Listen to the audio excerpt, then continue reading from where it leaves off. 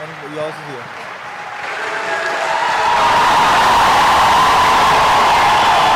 Thank you so much. Thanks a lot. Amazing. It's a very good audience, really. Thank you so much.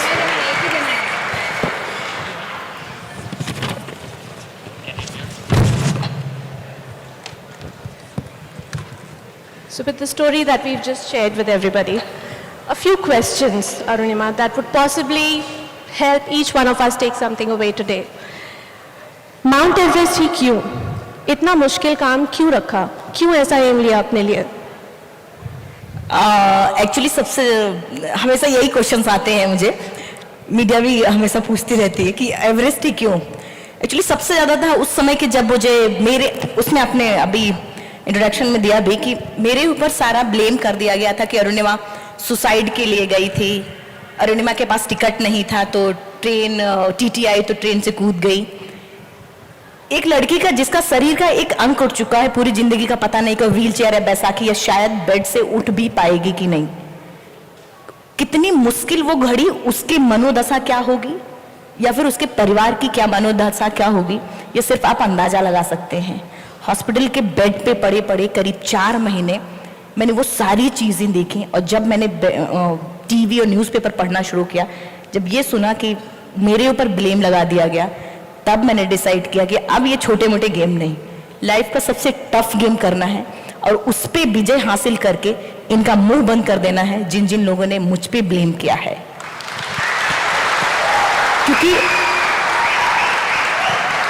क्योंकि आप अगर किसी को कितना भी बोलें, क्योंकि मैं एक मध्यम वर्गीय फैमिली से हूं और मैं अपनी बातें चिल्ला चिल्ला के कह रही थी, लेकिन किसी को कुछ सुनाई नहीं दे रहा था, कुछ भी नहीं. तब मैंने डिसाइड किया कि चुप रह के जवाब देना है. जैसे जैसे मैंने चीजें सोची थी, एक एक चीजें अपने आप, मैं अभी एवरेस्ट से नीचे ही आ रही थी, अपने आप बड़े बड़े लेटर में अरुणिमा सिन्हा फर्स्ट फीमेल है, सब कुछ प्रूफ हो गया था, कुछ बोलने की जरूरत नहीं पड़ी. अपने आप को चैलेंज करना था. मेरा जो कॉन्फिडेंस लूज हो रहा था, माउंटेनिंग एक ऐसा गेम है जबरदस्त कॉन्फिडेंस आपको देता है. तब मैंने डिसाइड किया कि मुझे माउंटेनिंग करना है. तब एवरेस्ट के लिए चुना था मैंने.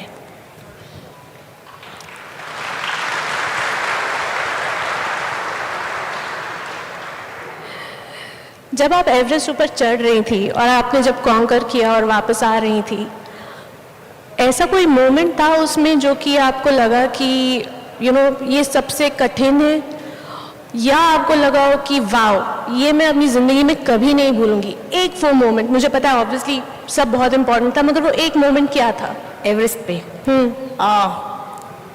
मैं जाते वक्त का ही पहले बताऊंगी आपको. हिलेरी स्टेप 1953 में एडमंड हिलेरी स्टेप वो एरिया एक रॉकी एरिया है, पूरा का पूरा नाम रॉकी एरिया को, उसका नाम ही हिलेरी स्टेप है. मैं जैसे ही रॉकी एरिया पे जैसे ही पहुंची, साउथ समिट हिलेरी स्टेप पे, मेरे शेरपा ने मुझसे कहा, शेरपा मतलब लोकल गाइड, जब भी किसी पीक पे जाते हैं तो एक लोकल गाइड को लेते हैं. तो जैसे ही उसने मैं पहुंची और मुझे पीछे से उसने बोला, अरुणिमा वापस चलो. आप अपने गोल के इतने करीब हो, अगर कोई आपसे ये बोले कि वापस चलो, क्योंकि हिलेरी स्टेप के बाद एवरेस्ट समिट है, कोई आपसे अगर ये बोले कि वापस चलो, कैसा लगता है?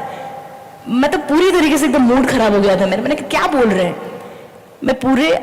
मैंने उससे लड़ना शुरू किया. हमने कहा क्या बोल रहे हैं, नहीं जाएंगे वापस. उसने बोला अरुणिमा जिंदगी रही दोबारा ट्राई करना. मैंने कहा अगर एवरेस्ट सबमिट नहीं किया तो शायद मेरी जिंदगी ना रहे, क्योंकि एवरेस्ट मेरी जिंदगी बन चुका था. एक्चुअली जब उसने ये बोला कि अरुणिमा तुम्हारा ऑक्सीजन खत्म हो रहा है, मैं कुछ देर तक तो एकदम शॉक रह गई कि क्या है ये, क्या बोल रहा है. मैं चुपचाप ऐसे खड़े होकर थोड़ा सी सोचने लगी. फिर उसके बाद हम एक दूसरे को कन्विंस कर रहे थे. वो मुझे बार बार कह रहा था, मैं उसको कह रही थी कि नहीं मुझे जाना है. वो मना कर रहा था कि दोबारा रही जिंदगी रही दोबारा ट्राई करना. मुझे मैडम बछेंद्री पाल और मेरी माँ ने हमेशा एक चीज़ सिखाया था कि लाइफ में कभी कभी पल ऐसे आते हैं जब फैसला सिर्फ आपको लेना होता है, आपके आसपास कोई और नहीं होता है. उनकी बातें एक वीडियो की तरह मेरे दिमाग में चल रहा था. मैंने लास्ट में डिसीजन लिया कि ठीक है, शेरपा को बोला इरिटेट होके, मैं भी इरिटेट हो रही थी. मैंने बोला ठीक है आपको जाना है तो जाओ, नहीं जाना है तो मत जाओ. मेरे पास इतना ऑक्सीजन है कि मैं अपने देश का तिरंगा लगाऊं, ये रिकॉर्ड इंडिया के नाम ला पाऊं. और पता शायद जब हम सी लेवल पे होते हैं तो शायद वो फीलिंग्स नहीं आती उस नेशनल फ्लैग के प्रति, लेकिन जब हम कहीं कंपटीशन में होते हैं या फिर कहीं ऐसे पीक पे होते हैं, जबरदस्त फीलिंग्स आती है मन में। तो मेरे जब मैंने ये फैसला लिया, एक कदम आगे बढ़ाया था, करीब 2 घंटे बाद मैं एवरेस्ट टॉप पे थी।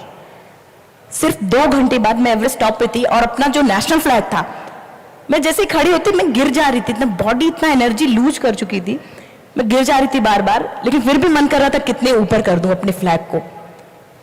तो और दोनों हाथ उठा के चिल्लाने का मन कर रहा था कि इतनी जोर से चिल्लाऊं, इतनी जोर से चिल्लाऊं कि आज सबको बता दूं कि आज मैं टॉप ऑफ द वर्ल्ड पे हूं।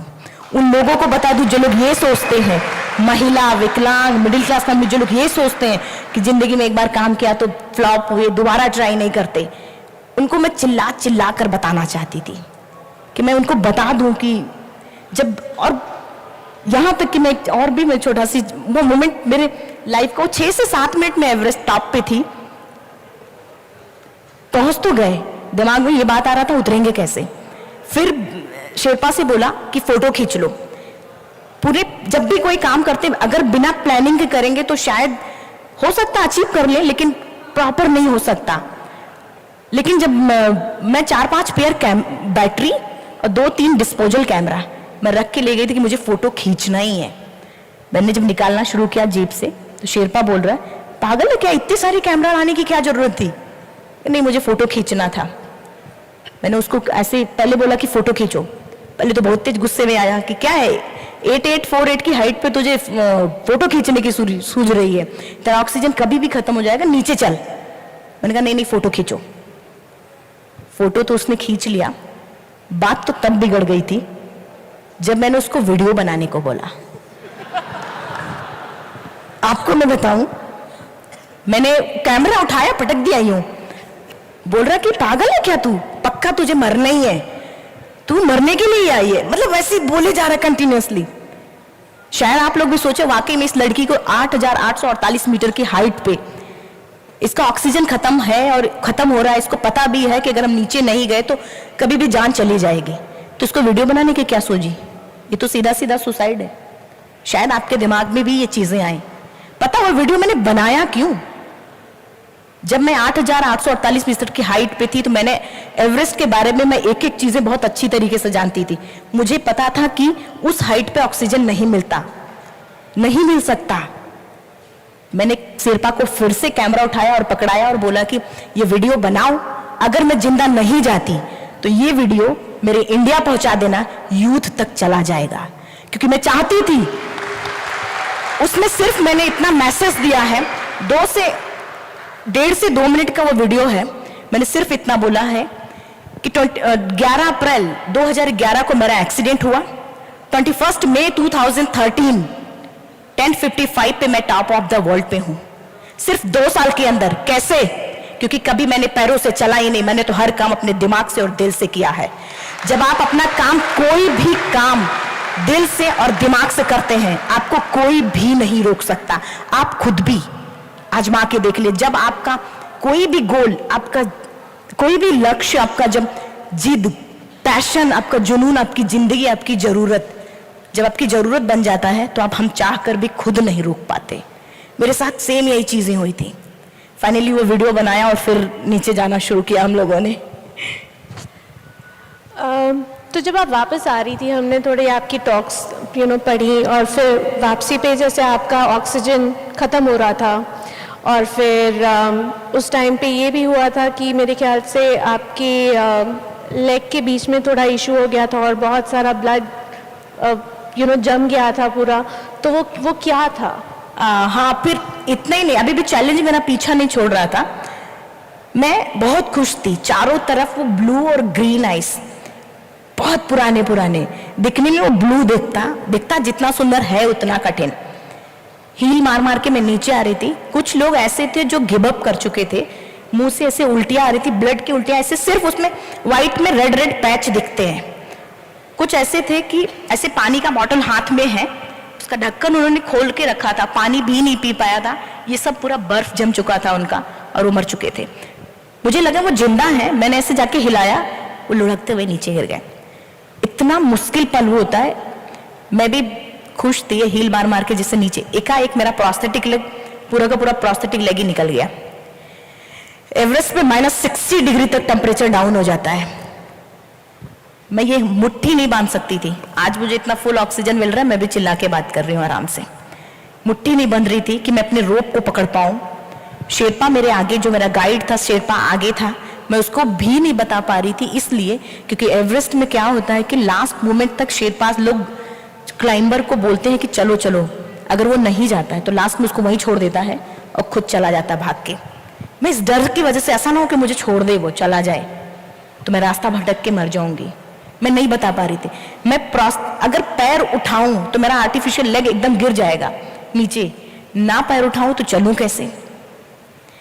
बड़े मुश्किल से मुझे ऊपर में भी जो मिला था, जो ऑक्सीजन भी जो मिला था मुझे, उसमें भी एक छोटा सा, आपने पूछा नहीं, मैं बता दूंगी बाद में।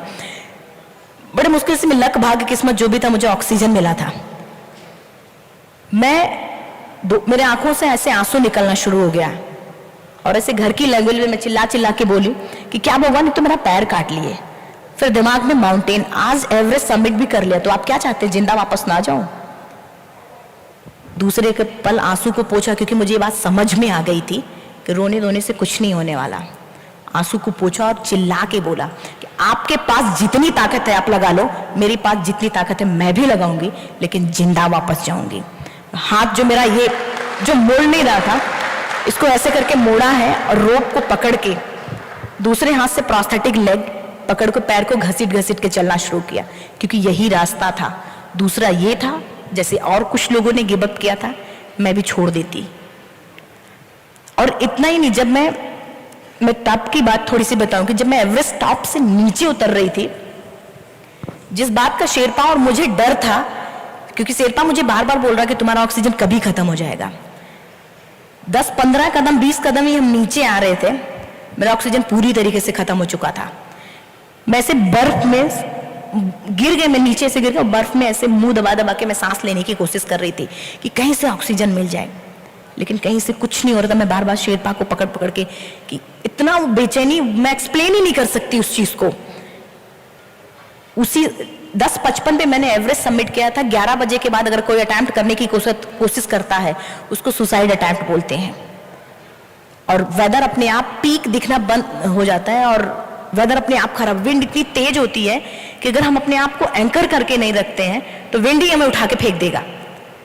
और उसी समय एक ब्रिटिश क्लाइंबर नीचे से ऊपर की तरफ आ रहे थे, उनके पास 2 ऑक्सीजन था। जनरली सबके पास 2 था, मेरे पास भी था 2। मैंने जाते वक्त ही ऊपर लगा दिया था। उन्हें एक को वहीं फेंका, दूसरे को लगाया और नीचे जाना शुरू किया, क्योंकि वेदर खराब था। मेरे शेरपा जो था बहुत हेल्पफुल, जो हमारी 2 की टीम थी, जबरदस्त टीम थी हमारी दोनों। उसने जब देखा कि ऑक्सीजन, उसे फटाफट नीचे उतरा और ऑक्सीजन लेके आया और मुझे लगाया और खड़ा किया। मुझे बोल रहा कि अरुणिमा तू बहुत लकी है कि तुझे इस हाइट पे ऑक्सीजन मिला। मैं किसी की भावनाओं को नहीं ठेस, वो लगातार ऐसे बोले जा रहा था, मैं चुप थी क्योंकि वो गुस्से में था और मेरे पास इतनी एनर्जी भी नहीं थी कि मैं बोल पाऊं कुछ। मैं किसी की भावनाओं को नहीं ठेस पहुंचाना चाहती, लेकिन न मैं लक, न भाग्य, न किस्मत, मैं इन तीनों पे यकीन नहीं करती, क्योंकि मेरा मानना है लक भी उसी का साथ देता है जिसके अंदर जीतने का जज्बा होता है। अगर आपके अंदर जीतने का जज्बा है, आपके अंदर जीतने का जज्बा है अगर आप, तो परिस्थितियों को इतना मजबूर आप कर देते हैं कि परिस्थितियां आपके हक में आने पे मजबूर हो जाती हैं। और मेरा पैर कटा, कोई ये अच्छी बात नहीं थी, लेकिन कहते नहीं कि उस पैर कटे को अपॉर्चुनिटी बना दी। मुझ जैसी बहुत सारी लड़कियों का पैर कटता है, ऐसा नहीं है कि नहीं कटता है, कटता है, लेकिन एक सच्चा साहसी, सच्चा दिलेर इंसान वही है कि जो अपनी प्रॉब्लम को अपॉर्चुनिटी बना दे, अपनी प्रॉब्लम्स में ही अपना आगे बढ़ने का रास्ता ढूंढ ले। मैंने सिर्फ वही किया, कुछ एक्स्ट्रा ऑर्डिनरी, कुछ एक्स्ट्रा विल पावर नहीं। ऊपर वाला सबके अंदर कुछ न कुछ देता है, फर्क सिर्फ इतना होता है पहचानता कौन है। जिस दिन अपने अंदर की क्वालिटी हम पहचान गए कि हाँ हम में ये चीज है और एक कदम आगे बढ़ाया, आप लोग आपको एक्स्ट्रा ऑर्डिनरी कहना शुरू कर देंगे।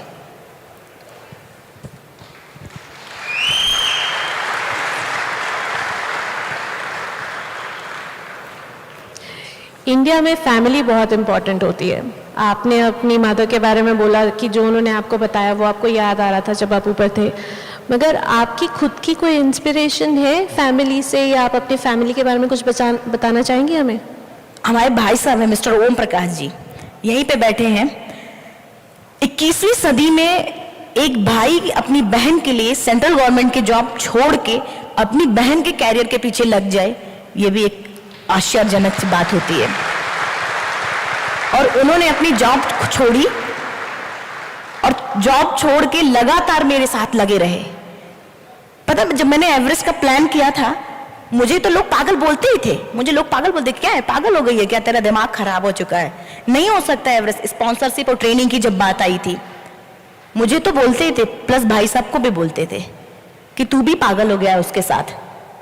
लेकिन मेरा मानना है कि जब आपके गोल के प्रति लोग आपको पागल बोलना शुरू कर दें, तब आप समझ लीजिए कि आपका गोल बहुत आपके करीब है। मैं तो खुश हो जाती हूँ जब मुझे लोग पागल बोलते हैं। मुझे यकीन हो जाता कि मेरा गोल मुझे निश्चित तौर पर मिलेगा। और इतिहास उठा के देख लीजिए, जिस जिस पर ये समाज हंसा है, उसी उसी ने इतिहास भी रचा है।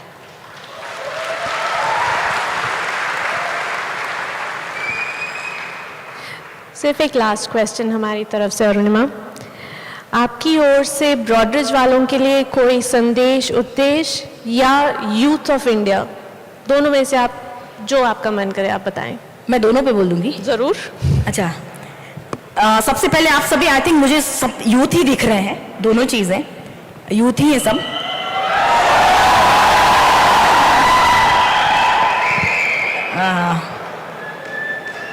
देखिए, आप नो डाउट आप अचीवर हैं, तब यहां हैं। आप एक अचीव किए हैं, इसलिए आप यहां पे हैं। किसी कंपनी का जो सबसे बड़ा पिलर और सबसे स्ट्रांग पिलर होते हैं उसके एम्प्लॉय, और आप एक कंपनी का मजबूत पिलर है। मैं यही कहूंगी सिर्फ कि आज जो आपने गोल अचीव कर लिया है, सिर्फ वहीं पे मत बैठ जाइएगा। अपने जीवन में एक नए लक्ष्य तैयार करिए और उस गोल पर इतना फोकस करिए कि ऊपर वाला भी देने पे मजबूर हो जाए। बस, और कुछ नहीं, एक्स्ट्रा कुछ भी नहीं। मैं एक 4 लाइन की पंक्ति सुनाऊंगी, वो मेरा फेवरेट है और इसीलिए मैं सुनाती भी। क्या मैं उठ जाऊं? अभी तो इस बाज की असली उड़ान बाकी है, अभी तो इस बाज की असली उड़ान बाकी है, अभी तो इस परिंदे का इम्तिहान बाकी है, अभी अभी मैंने लांगा है समुद्रों को, अभी तो पूरा आसमान बाकी है। Thank you so much, thank you. पता है ये मैंने सुनाया क्यों? क्योंकि एवरेस्ट सबमिट करने के बाद जब मैं इंडिया वापस आई थी तो बहुत सारे यूथ मुझसे लगातार जुड़ रहे थे, ऐसे ऐसे बच्चे जो चल भी नहीं सकते थे, लेकिन वो बोलते मुझे भी कुछ करना है। तब मैंने डिसाइड किया कि मुझे वर्ल्ड का जो 7 कॉन्टिनेंट है, 7 हाईएस्ट पीक को सबमिट करना है। एशिया, यूरोप, अफ्रीका, 3 तो मैं सबमिट कर चुकी हूं। नेक्स्ट मैं ऑस्ट्रेलिया जा रही हूं जस्ट 12 अप्रैल को। आप सबका गुड विशेस चाहिए कि मैं सबमिट कर पाऊं। Thank you so much, thank you, thank you, thank you Arun, thank you, thank you so much, thank you. Can we have a standing ovation please? Oh my God, thank you.